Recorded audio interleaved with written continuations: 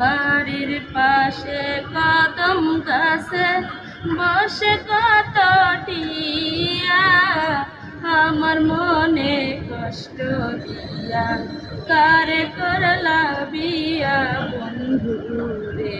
কি অপরাধ ছিল গো আমার, ছাইরা গেলাম মোহরে, তোমার লাইগা পরাণ কান্দে মন বসে না ঘরে বন্ধু রে। তুমি এখন সুখেরে আছো নতুন সাথী পাইয়া, দুঃখের কপাল লইয়া রে আমি ঘুরি পাগল হইয়া বন্ধু রে।